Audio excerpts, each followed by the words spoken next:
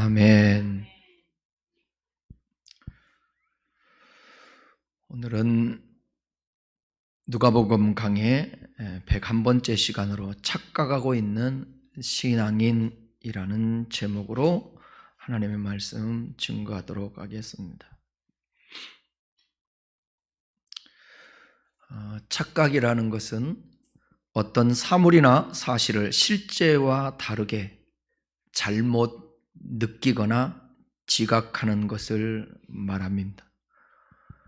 신앙인들에게 적용하면 자신은 나름대로 잘한다고 생각하는데 하나님께서는 옳지 않다고, 잘못하고 있다고 평가하는 것입니다.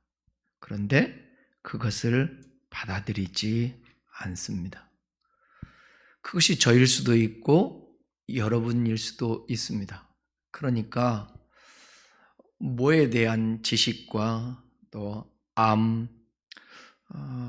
내가 느끼는 것, 지각하는 것, 이것이 꼭 옳다고만은 생각하는 그런 자만들을 우리가 버려야 합니다. 겸손한 자세로 항상 자신들을 돌아보면서 나는 잘하고 있는가? 라는 점검이 필요하다라는 것이죠. 누구나 다 착각하며 살 수 있습니다. 왜 사람들은 신앙생활하면서 착각을 할까? 나는 잘하고 있다라고. 성과가 일어난다든지 다른 사람에게 인정을 받으면 그런 일이 생깁니다. 여러분, 뭐가 잘 돼요? 내가 하는데. 그리고 다른 사람이 인정을 해요. 어떤 생각을 하겠어요? 내가 잘하고 있구나. 내가 능력이 있구나. 그래서 사람들은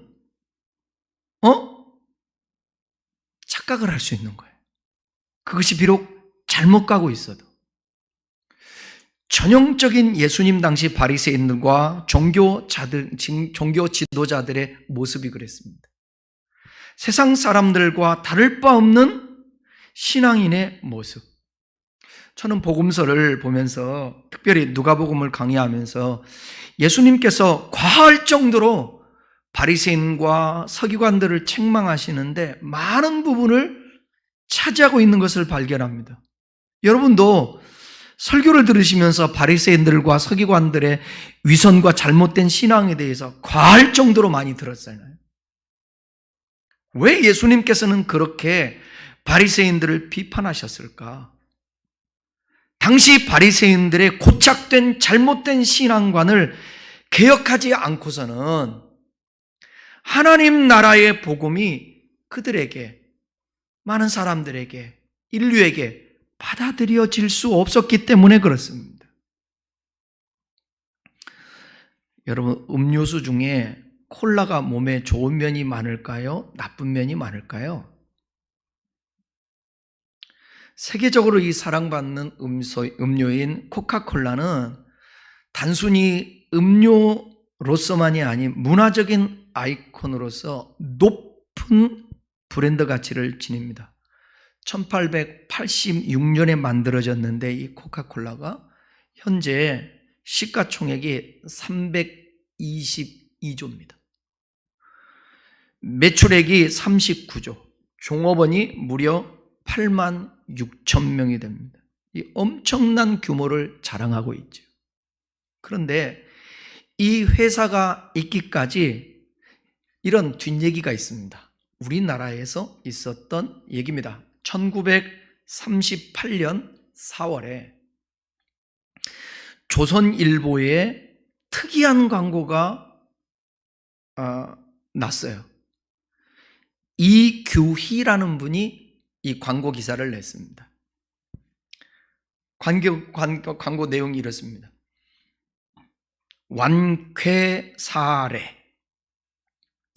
본인이 수년 전부터 불치의 폐병으로 주야 비관하는 중 백약이 무효로 폐병 제3기까지 도달하여 병사될 것을 통분히 각오하고 있던 중 경성부 종로 3정목 7번지 미국에서 유학하고 돌아온 생약의학사 한기도가 내과 의원을 경영했는데 미국에서 제조한 세계 최고 폐장 강장제 코카콜라를 복용한 뒤 사병이 전쾌하여 재생의 효과를 얻어쌌기에 감사하는 마음을 금할 수 없어 한기도 선생에게 만강의 사례를 표하는 동시에 만천하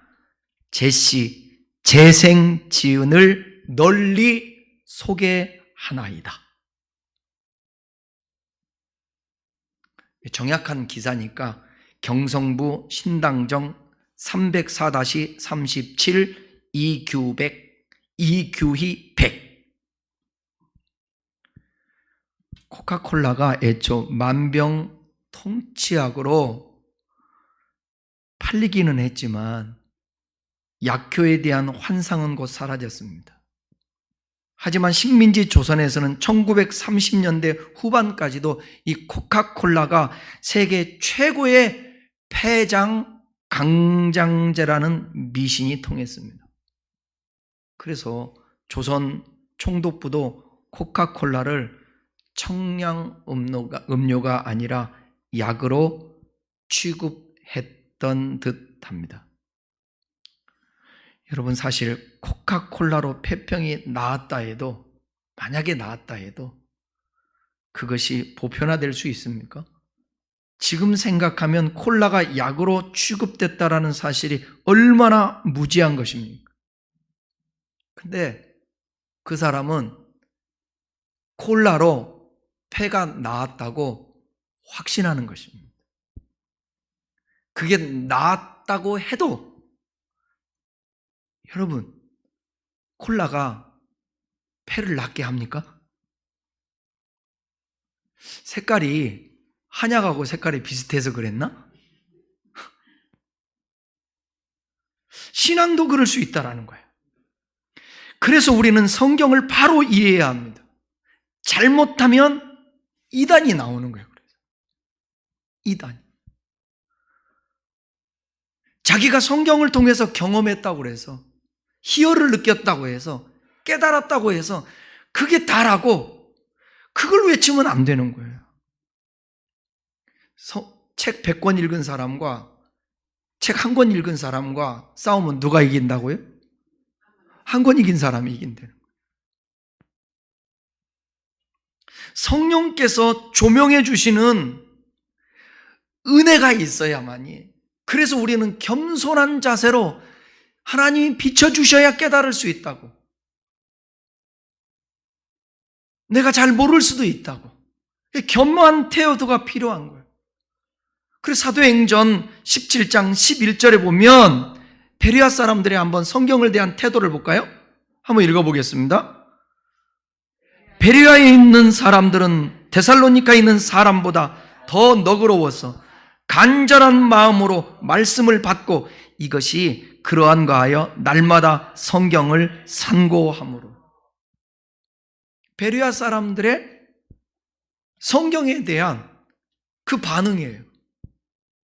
오늘날도 저와 여러분들이 진짜 신앙생활을 잘하려면, 그리고 감동된다고 해서 그게 꼭 하나님의 올바른 말씀이라고 말할 수 없는 거예요. 제가 늘 얘기하죠. 감정은 중요하지만 그 감정을 믿어서는 안 된다고. 감정은 상황에 따라서 얼마든지 달라질 수 있어요. 그래서 진리인 하나님의 말씀은 뭐라고 얘기하고 있는가? 그것이 중요한 것입니다. 그러려면 겸손함이 필요하죠. 하나님, 내가 지금 생각하고 판단하고 분별하는 것이 옳은 것입니까? 묻고 성경을 펴들고 성경을 통하여서 그것을 분별해내는 것입니다. 착각하지 않고 바르게 신앙생활하기 위해서 착각하고 있는 신앙인들을 대표하는 바리새인들에 대해서 말씀하고 있는 예수님의 그 말씀을 우리는 주목해 봐야 합니다. 지난주에 살펴본 것처럼 예수님은 불의한 청지기 비유를 말씀하시면서 하나님의 명령을 따라 돈을 다른 사람을 위해서 사용하는 것은 이게 지극히 작은 일에 속한다. 지난주에 말씀드렸죠. 그런데 지극히 작은 일, 돈을 다른 사람을 위해서 쓰면서 그 영혼을 전도하고 미래를 준비하는 것, 이 작은 일 같지만 여기에 충성하는 일은 결국 재물을 섬기지 않고 누구를 섬기게 되는 것, 하나님을 섬기는 것이라고 말씀했습니다. 예수님은 재물이 하나님을 대신할 수 있는 가장 강력한 우상이 될 수 있음을 경고하신 거예요. 이런 예수님을 듣고 있던 바리새인들은 비웃기 시작했습니다. 그것이 오늘 본문 14절에 나오죠. 한번 읽어볼까요? 바리새인들은 돈을 좋아하는 자들이라. 이 모든 것을 듣고 비웃거늘. 돈을 좋아하는 사람들을 정확하게 번역을 하면 뭐냐면 은을 사랑하는 사람들입니다. 단지 돈을 좋아하는 사람들이 아니라 돈을 사랑하는 바리새파 사람들이에요. 디모데후서 3장에 보게 되면 2절에 바울이 말세가 이르면 사람들이 돈을 사랑하며, 그때 말했던 그 돈을 사랑하며 그 단어와 동일한 거예요. 돈을 좋아한다는 이 단어와. 이렇게 돈을 사랑하는 바리새파 사람들이 예수님을 비웃었습니다. 비웃다라는 이 단어도 우리가 좀 생각해 봐야 되는데, 이 단어는 코를 높이 들다라는 말이에요. 그러니까 다르게 이야기하면 교만해서 마치 아랫사람을 쳐다보듯이 한다라는 거예요. 이렇게. 바리새파 사람들은 예수님의 말씀을 납득할 수 없었습니다. 그들에게 돈은 너무 좋은 것이었기 때문에 그렇습니다. 돈 싫어하는 사람 없죠? 돈 다 좋아하죠? 저도 좋아하고 여러분도 돈 좋아하지 않아요? 좋아하잖아요. 그런데 내가 아무리 돈을 좋아한다 할지라도, 돈을 추구한다 할지라도 이 돈과 하나님을 겸하여 섬길 수는 없는 겁니다. 하나님과 동등 자리에 놓을 수는 없는 것입니다. 왜 돈을 하나님과 동등 자리에 놓을까? 쉬운 거 아니에요? 제가 늘 설명하지만 하나님을 내 머리 위에 모시지 않기 때문에 그렇습니다. 그렇다면 하나님과 동등으로 둔다, 돈을 우선시한다라는 것은, 그러면서 하나님을 믿는 것은 뭐라는 거예요? 하나님이 수단이라는 거죠. 하나님은 나의 수단인 거예요. 돈을 벌기를 위한, 복을 받기 위한. 그런데 종교적인 행위는 해야 될 거 아니에요. 그래야 이 하나님이 나를 도와줄 거 아닙니까? 이 하나님이 도와줘야 되니까 하나님을 달래는 거예요. 주일 예배 드리고, 내 하나님 드릴 테니까 받으시고, 내가 쓰는 것은 상관하지 말고 한 주일 동안 너무 간섭하지 마세요. 내가 주일만큼은 꼭 드릴게요. 하나님, 좀 남는 여부는 제가 구제도 할게요. 그리고 걱정하지 마세요. 하나님이 정해놓은 물질들 내가 때가 되면 꼭 바칠게요. 그런데 물질에 관해서 상관하지 마세요. 그 월요일부터 토요일까지는 상관하지 마세요.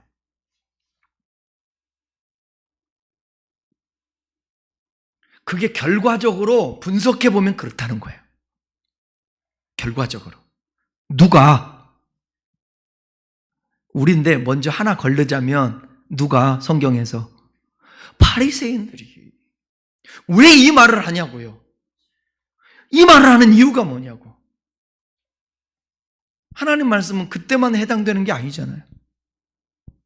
오늘 아닙니까? 오늘. 이 시대에도 마찬가지라는 거예요. 그들의 잘못된 신앙관을 개혁하지 않고서는 하나님 나라의 복음이 그들에게 이 땅에 오고 가는 세세에게 들어갈 수 없는 거예요. 이것만큼은 지적해서 바꿔놔야 되는 거예요. 그러니까 복음서에서, 누가복음에서 줄기차게, 저도 말하기 부담스러울 정도로 바리새인들과 서기관, 종교 지도자들의 잘못된 것을 얘기하는 거예요. 근데 그들은 율법을 가지고 산다고 얘기하잖아요. 하나님 말씀을 지킨다고 얘기하잖아요. 근데 예수님의 평가는 뭐예요? 너희 속에 하나님의 사랑이 없음을 나는 알았노라 그러잖아요. 그냥 하나님의 사랑도 없이 돈을 사랑하면서 종교행위는 갖는다. 종교행위를 보니까 하나님 사랑하는 것 같아.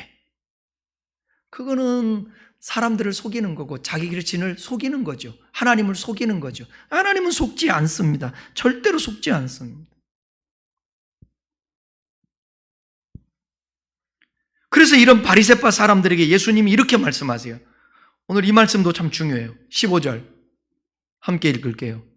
예수께서 이르시되 너희는 사람 앞에서 스스로 옳다 하는 자들이나, 보세요. 자기 옳다라고. 그리고 사실 실질대로 다른 사람이 옳다라고 뭐 해준다? 인정해 준다라는 거예요. 인정해 준다라는 거예요. 아까 제가 서두에서 그 말씀했잖아요. 왜 착각하는가? 본인이 하는 것에 성과가 있고 다른 사람이 인정해 주니까 자기가 잘한다고 착각하고 있는 거예요. 바리새인들이 바로 그런 거예요.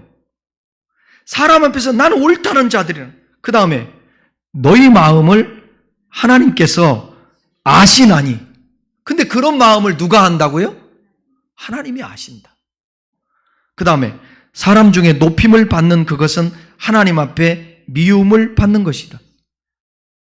그러니까 쫙 늘어빼서 말씀하지 않았지만 그들이 사람 앞에서 높임받기를 좋아하는 거예요. 인정받기를 좋아하는 것입니다. 그러니까 여러분, 무지하게라도 하고 무식하고 배움이 없고 돈이 없고 가난하면 이렇게는 안 하잖아요. 그죠? 이렇게는 뭐 내세울 게 없으니까 못 하잖아요. 해도 누가 알아줘요, 안 알아줘요?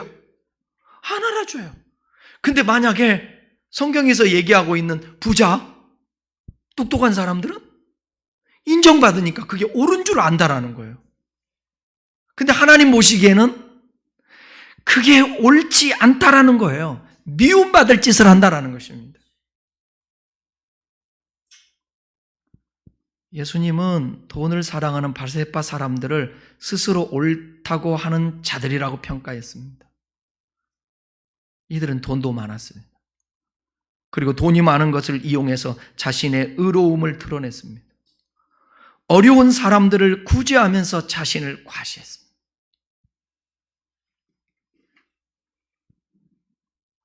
여러분, 구제받는 사람이 자신을 과시할까요? 구제하는 사람이 과시할까요? 근데 성경은 받는 사람이든 하는 사람이든 누구든 오른손이 하는 것을 왼손이 못하게 하라고.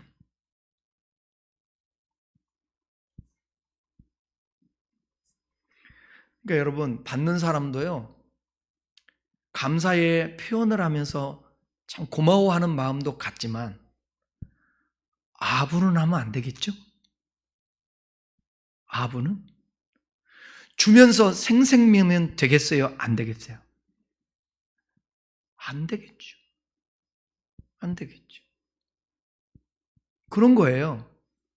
제가 앰프하고 마이크를 지난 토요일 날 와서 깨끗이 닦아서 줬어요. 드렸어요. 고마워하더라고. 그 목사님의 사촌 형이 나하고 알아서 제가 이게 그 동생 목사님한테 드렸는데 그걸로 나는 끝이잖아. 그죠? 주면 끝이잖아. 아, 이거 줬는데 가다가 전화라도 한번 고맙다고 하든지 써보고 좋다고 하든지 그런 마음을 가지면 돼요? 안 돼요? 돼요, 안 돼요? 안 되잖아. 그러면 소개해준 나하고 아는 형이 자기 동생 줬으니까 나한테 전화를 줘야 돼, 안 돼요? 안 줘야 돼? 고맙다고. 예? 그럼 제가 전화를 기다렸을까, 기대했을까? 난 까마득하게 잊어버렸어요. 굿! 감사해서 개척하니까 드렸으니까. 이 예는 제 마음에 좋은 예를 얘기하는 거예요. 항상 그렇지는 않아요. 저를 완전히 의로운 사람 보지 말고 이런 케이스가 옳다라는 거예요. 그래서 얘기하는 거예요. 그랬더니 어저께 전화가 왔어요. 찍혔더라고. 그저께인가? 어저께인가? 전화가 찍혔더라고. 그래서 한참 있다가 전화를 제가 했어요. 했더니 고맙다는 거예요. 너무 좋은 거 줘서 동생도 좋아하고 너무 좋다라는 거예요. 별 말씀을요. 밥 한번 사겠다고 그러더라고. 이게 옳은 거 아닐까요? 준 사람은 준 거 까마득히 잊어버리고 받은 사람은 고맙다고 표현하고 그러면 끝 아니에요? 그잖아요. 받은 사람도 비굴하게 막 아부하고 막 전화를 5번씩 하면서 고맙다고. 그거 아니잖아요. 준 사람도 내가 주었는데 그거 아니잖아요. 근데 바리새인들은 왜 이 시장 거리에서 구제할 때도 그러고 헌금할 때도 그러고 흔들면서 하고 내가 했다고 왜 그랬을까? 자기. 이런 자세를 가지고는 그 안에 복음이 들어가도 아무런 소용이 없다라는 것을 주님이 알기 때문에 그거 먼저 치우고 귀신을 내쫓아야 주님이 그 안에 거할 수 있지 않을까요? 이 안에 있는 쓰레기를 치워야 아름다운 것들을, 전에 있던 의자를 치워야 이 아름다운 의자를 갖다 놓을 수 있잖아요. 그걸 예수님께서 지금 말씀하고 싶은 것입니다. 사람들은 볼 때에 잘 모르니까 박수 쳐주고 대단하다 그런데 하나님이 볼 때는, 예수님이 볼 때는 뭐 했다고요? 마지막 끝절을 보세요. 뭐라고 그랬나? 뭐 했다고요? 미워했다. 옛날 성경에는 세번역 성경 혐오라는 단어로 나오나? 하나님이 혐오. 예수님이 혐오한다는. 사람들은 보기 좋은 것들을 높이 평가합니다. 이스라엘 역사에서 보면 위대한 선지자 중에 하나가 평가되는 선지자가 누구냐면 사무엘이에요. 사무엘. 근데 사울왕이 타락을 하게 되지 않습니까? 그 사울을 대신해서 임금을 세워야 되잖아요. 왕을. 그 선지자를 이새의 집에 보내요. 보냈더니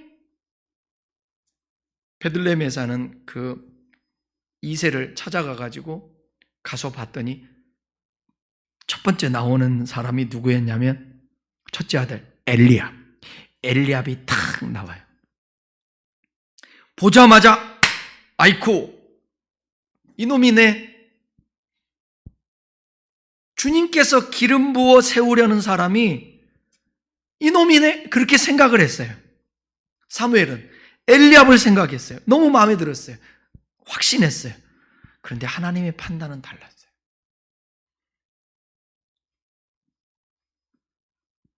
주님께서 사무엘에게 이렇게 말해요. 너는 그의 준수한 겉모습과 큰 키만을 보아서는 안 된다. 그는 내가 세운 사람이 아니다. 나는 사람이 판단하는 것처럼 그렇게 판단하지 않는다. 사람은 겉모습만을 따라서 판단하지만 하나님은 뭘 본다고요? 중심을 본다. 사무엘상 16장 7절에 보면 나오죠. 사무엘은 겉으로 좋아 보이는 모습을 보고 엘리압을 하나님이 선택한 사람이라고 생각했지만 하나님은 중심을 보시는 분이었기 때문에 누구를 선택했냐면 다윗을 선택했다라는 것입니다. 다윗을. 이스라엘의 역사는 철저하게 하나님의 선택이 옳았음을 보여주는데 인간의 관점에서 가장 보기 좋았던 사울왕, 여러분 잘 알잖아요. 사울왕 준수했어요.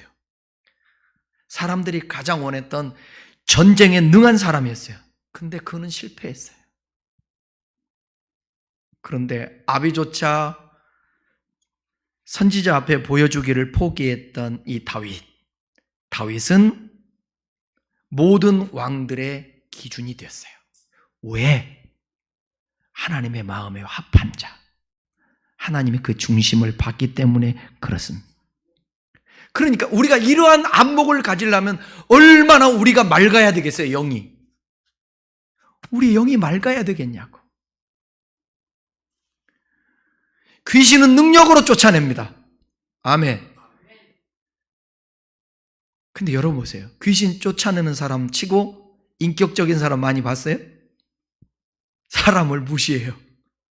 반말해요. 때려요. 욕해요. 막 이 더러운 귀신 하면서 눈을 어떻게 하지? 이런 더러운 귀신 나사렛 와 이러잖아. 예수님이 이러셨을까? 난 그런 생각이 들어. 성경을 보면서 예수님이 그러셨을까? 귀신은 예수님을 보자마자 발발발 떨어. 왜? 귀신은 더러운 영이고 귀신이고 예수님은 맑은 영, 홀리 스피릿이야. 거룩한 영. 여러분, 깨끗하고 맑은 그 영안을 가지고 있는 사람 앞에서는 귀신이 꼼짝 못해요. 그래서 조용히 예수님이 그러잖아. 더러운 귀신아 떠나가라. 그죠?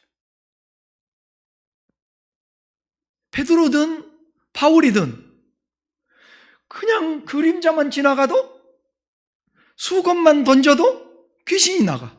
무엇 때문에? 그 능력이 뭐야? 영이 맑으면 누가 그 안에 거하시는 거예요? 예수님이 거하시기 때문에 그러는 것입니다. 그럴 때 우리도 사람을 겉으로 보지 아니하고 중심을 볼 수 있는 거예요. 겉을 보다가 속아 넘어가고 사기당하는 게 얼마나 많습니까? 이런 하나님께서 사람들이 높이 평가하는 것들을 미워하신다는 거예요.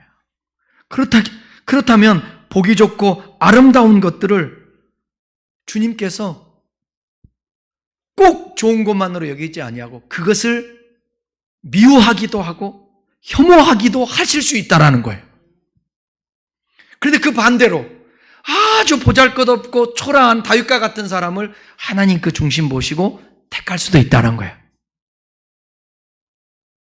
하나님은 교만을 미워하십니다. 15절에서 미워하신다라는 표현은 정확하게 번역하면 가증스럽게 여긴다. 성경에서는 지독한 악취를 풍기는 쓸모없는 것을 관용적으로 표현할 때 이 단어 가증스럽다, 미워한다 이 단어를 써요. 그러니까 앞서서 언급한 사람들이 보기 좋은 것들을 높이 평가하고 그 평가를 즐기는 행위를 성경에서는 교만이라고 말하는 것입니다. 하나님이 허락하신 선물임에도 불구하고 마치 그것이 자신의 능력으로 생각하고 사실상 하나님이 허락하셨다라는 것을 부인하는 행동이 되는 거예요. 그렇게 되면. 그래서 여러분 항상 고백이 뭐냐? 내가 했어도 내가 한 것이 아니라 내 안에 계신 주님이 나를 사용하셔서 공급하시고 사용하시고 하셨다라고 고백하는 겁니다.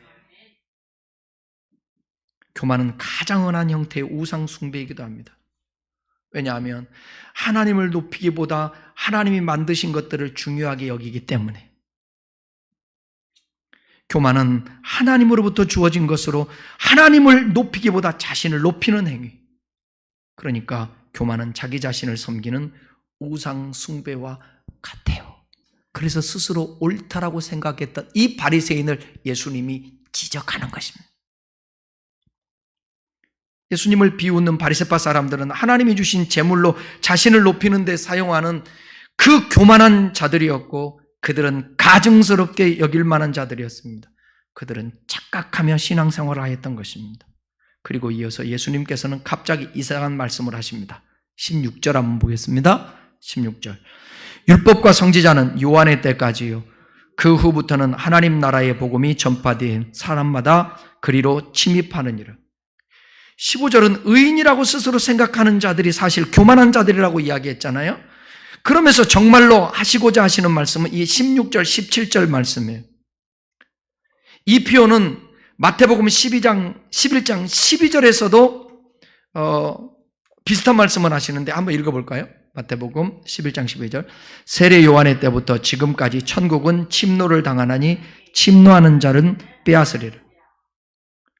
여기 천국은 침노하는 자들의 것이라는 표현 때문에 많은 사람들이 천국은 억지로라도 무엇인가를 행동함으로 들어갈 수 있는 곳이라고 그렇게 인식할 수 있습니다. 그 인식이 생기기도 했었습니다. 근데 개역개정의 표현은 침노를 당한다라고 했지만 세번역에는 이렇게 표현합니다. 세번역 성경 한번 보겠습니다. 똑같은 마태복음 10장 12절의 구절. 세례자 요한 때부터 지금까지 하늘나라는 힘을 떨치고 있다. 하나님 나라 자체가 힘을 떨치고 있는 거예요. 힘이 있는 거예요. 하나님 나라는. 그 다음에 그리고 힘을 쓰는 사람들이 그것을 차지한다. 예수님께서는 자신이 전하는 하나님 나라의 복음을 극심하게 반대하는 자들에게도 일관되고 지속적으로 받아들이기를 권면했습니다. 그런 의미에서 이 하나님을 찾고 힘쓰는 자들이 차지한다라고 그렇게 말하고 있는 것입니다. 예수님께서는 이 땅에 있는 모든 자들, 죄인들도 사랑하셔요. 그런데 아무리 사랑하셔도 그들이 관심을 갖고 하나님 나라에 시선을 돌리지 아니하면 그들은 주님 앞에 은혜를 받을 수가 없는 것입니다. 끊임없이 경고하셨고 함께 하나님 나라의 백성으로 살아가기를 권면했는데 여기 침입하느니라 이 단어는 비아제타이라는 이 단어의 어근이 되는 단어 비아조라는 단어는 힘을 사용하다라는 뜻을 가지고 있습니다. 그러니까 이 단어는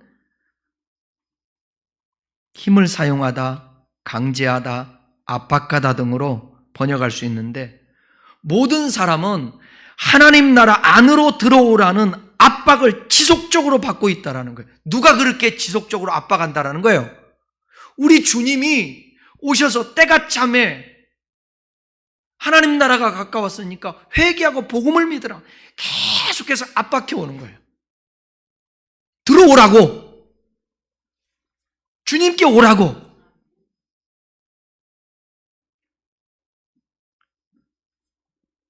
우리 주님께서는 지속적으로 자신의 복음에 반대하는 바리새파 사람들까지 율법학자들까지 경고하셨고 그들을 압박하면서 그들에게 회개하기를 바랬습니다. 그렇게 한 이유가 뭐예요? 그들을 사랑했기 때문에. 우리 주님은 바리새인들을 정죄하러 온 것이 아니라 바리새인들이 회개하고 하나님 나라에 들어가기를 압박하기 위해서 오셨다라는 거예요.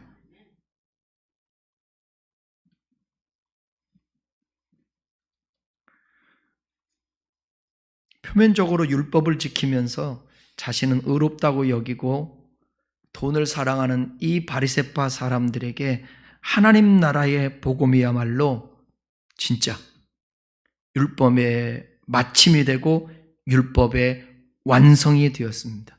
율법의 마침과 율법의 완성이 누구예요? 예수 그리스도. 예수 그리스도. 마지막 선지자가 누구예요? 세례 요한. 이제는 선지자가 필요 있어요, 없어요?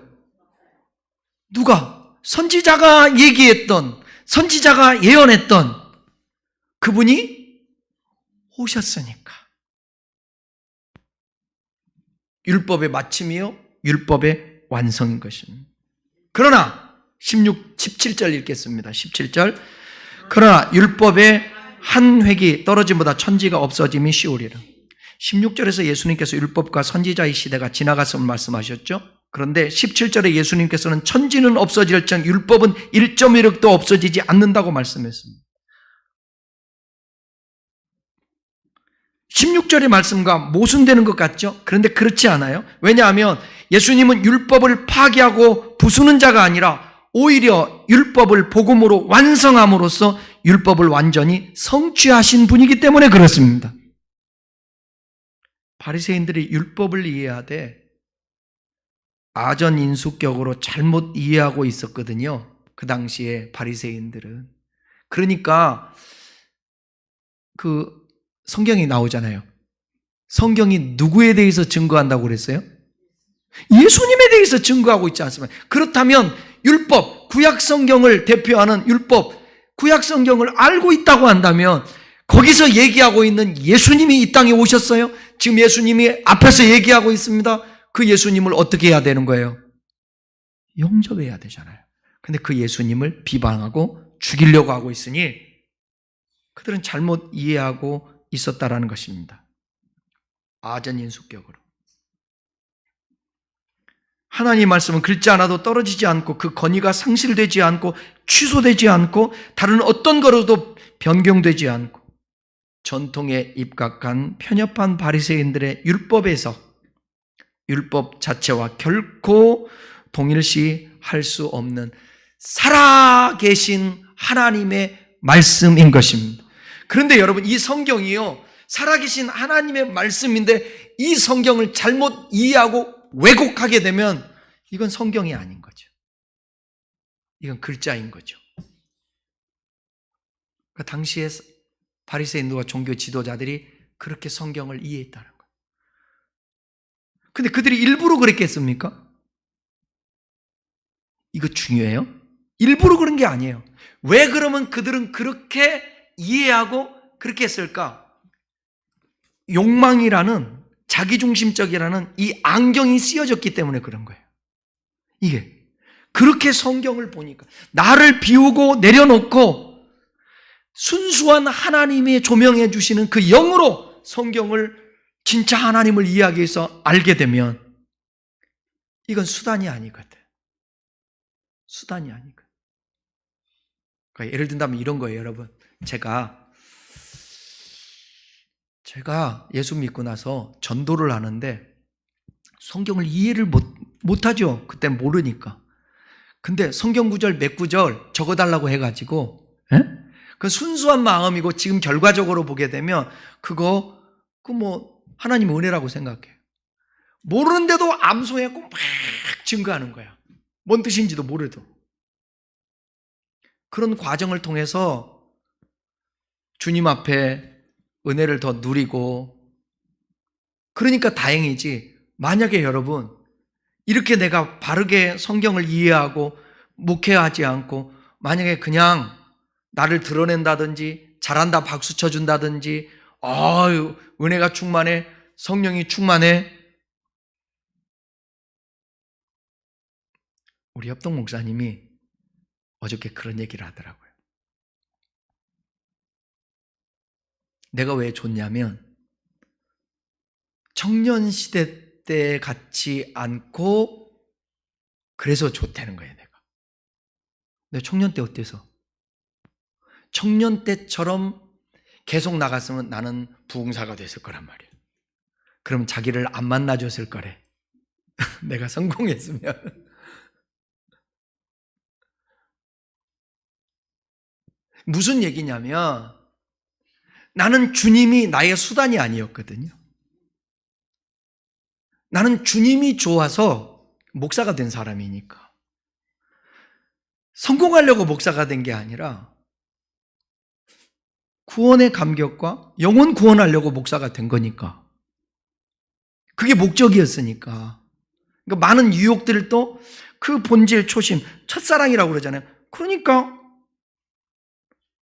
그런 어떤 유혹들이 있어도 그냥 그게 감사한 것 같아. 그런데 하나님 말씀 때문에 그런 거예요. 이 말씀이 기준이 되다 보니까 저를 붙들어 주는 것 같아요. 제가 단점도 되게 많은 사람이지만 제 장점이 그거래. 변함없는 거래. 너무 변함이 없어가지고 이렇게 한 곳에서 제가 변함없이 28년을 내가 있는데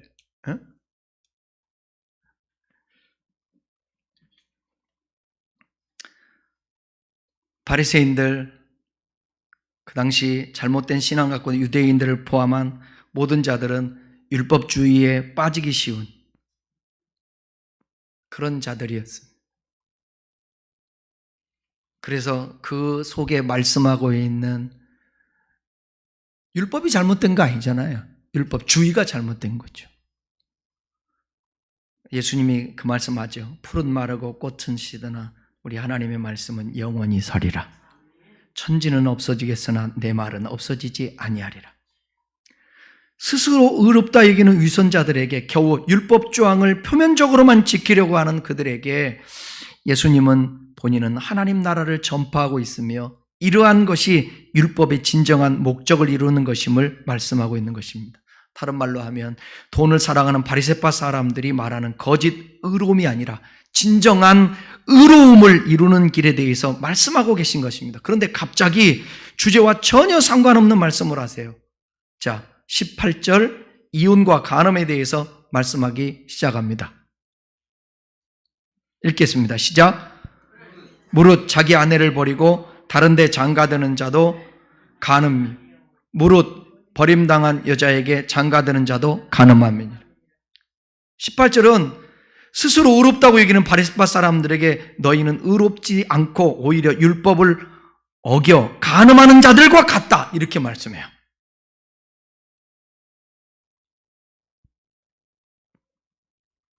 구약 성경에서 의로움의 본질은 신실함과 온전함에 있습니다. 쉽게 말하면 의로움은 얼마나 진실되게 율법을 잘 지켜서 스스로 하나님을 믿지 않는 백성들과 구별할 수 있는지에 달려 있었습니다. 그런데 예수님께서는 아내를 버려서 이혼한 사람들도 하나님 앞에 약속을 어겨서 신실하지 않은 자와 같다고 이야기를 하는 것입니다. 당시요 바리새파 사회에는 이혼 사유에 대한 두 가지 관점이 있었습니다. 보수적인 선생들, 랍비들, 삼마이 학파, 이들은 여인이 성적인 부도덕함 외에는 이혼을 허용하지 않았어요. 그런데 힐렐 학파는 다양한 이유에서 이혼을 허용했습니다. 예를 든다면 음식을 잘 못하잖아요. 그것도 포함시켰어요. 이혼 사유에. 성경과 맞아요? 안 맞아요? 안 맞아요. 안 맞아. 안 맞아. 자, 성경에 대해서 이혼은 어떻게 이해하고 있는지 신명기 24장 1절 읽겠습니다.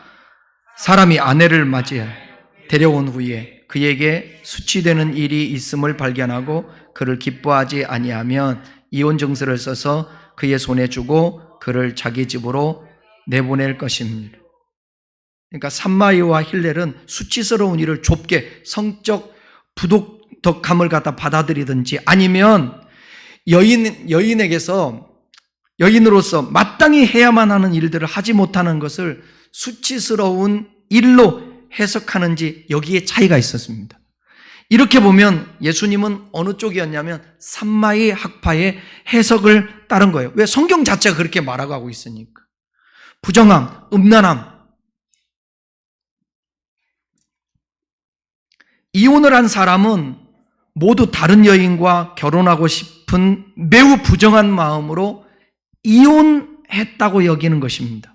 간음은 율법에서 돌로 쳐서 죽여야 하는 심각한 범죄입니다.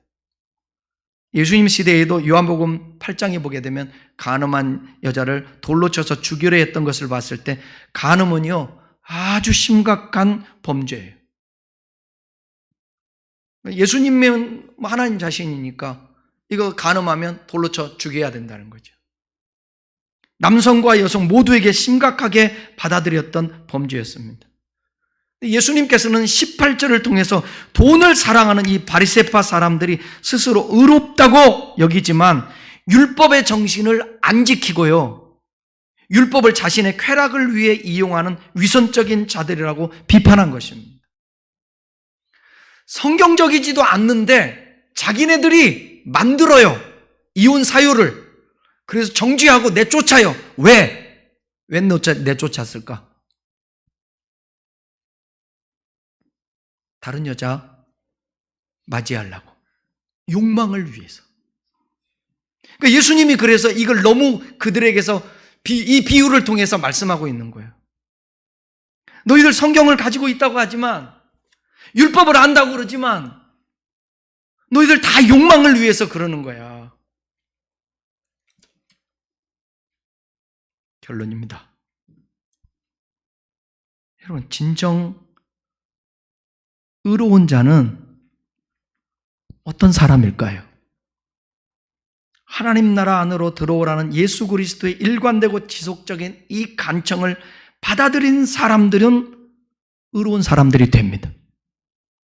그런데 율법을 지킨다고 하지만 그 중심이 하나님이 없고 외식하는 이 서기관과 바리새인들, 그러면서 스스로 옳다라고 생각했던 이 사람들은 하나님이 정죄할 수밖에 없는, 나중에 심판을 받을 수밖에 없는 자들이 된다라는 것입니다. 그래서 하나님 앞에 은혜 받는 자들은 어떤 자들이냐? 여러분, 죄인이라서 세리라서 은혜 받는 게 아니에요. 왜 은혜를 받느냐? 세리와 죄인은 나는 죄인입니다 하고 엎드려 고개를 숙이고, 하나님께서 그들에게 침입하시고 경고하시고 내게로 오라 할 때 그들은 받아들이기 때문에 그들이 의인이 되는 것입니다. 그런데 바리새인들과 율법학자들은 그렇게 하지 않는 것이죠. 히브리서 4장 15절 16절 읽으면서 말씀을 마치겠습니다. 정리하겠습니다. 같이 읽겠습니다. 우리에게 있는 대제사장은 우리의 연약함을 동정하지 못하실 리가 아니요 모든 일에 우리와 똑같이 시험을 받으신 이르되 죄는 없으시니라. 그러므로 우리는 긍휼하심을 받고 때를 따라 돕는 은혜를 얻기 위하여 은혜의 보좌 앞에 담대히 나아갈 것이니라. 아멘. 지난 주일날 설교했던 것처럼 마태의 집에서 밥을 먹고 있었던 죄인과 세리들, 이런 자들은 하나님 앞에 엎드려 나는 죄인입니다 고백하는 자들. 그런데 바리새인들은 은혜의 보좌 앞에 나가지 않아요. 긍휼을 받을 이유가 없어요. 왜? 긍휼 받을 상황이 아닌데, 돈도 많은데, 높은 자리에 있는데. 우리는 우리의 삶의 어떤 성취만을 원하는 게 아닙니다. 하나님께서는 우리의 중심을 원하시는 것입니다. 성취가 아니라 우리의 중심. 그래서 여러분, 저나 여러분들이 신앙생활하면서 꼭 한 번쯤 점검해 보는데, 하나님, 저 혹시라도 착각하지 않고 살게 해 주십시오. 신앙생활 좀 힘들고 어렵다고 해서 여러분, 내가 저주받았나? 하나님은 나를 복을 안 주시는데 뭔가 잘못했나? 맨날 이렇게 소심하게 반응하지 말고, 내가 가난하고 병들고 힘들어도 하나님의 말씀으로 나를 해석하고, 내가 높은 자리에 있고 부유한 자리에 있고 돈이 많고 그렇다 할지라도 겸손한 마음으로 이것이 모두 다 하나님께로 왔기에 이 모든 것을 통하여 하나님께 영광을 돌린다라고 생각을 하면, 이건 착각하는 신앙이 아니라는 거죠. 가진 자만 착각하는 것이 아니라 낮은 자도 없는 자도 복음을 제대로 깨닫지 못하면 착각하며 자기 자신을 자학하며 살 수 있어요. 행복하지 않아요, 신앙생활. 오늘 저와 여러분들이 겸손히 하나님의 뜻을 묻고 겸손히 주님의 그 은혜를 갈망하면서 따라가는 그런 순종의 사람이 되어서 주님 앞에 칭찬받는 저와 여러분, 착각하지 않는 저와 여러분 되기를 축원합니다. 기도하겠습니다.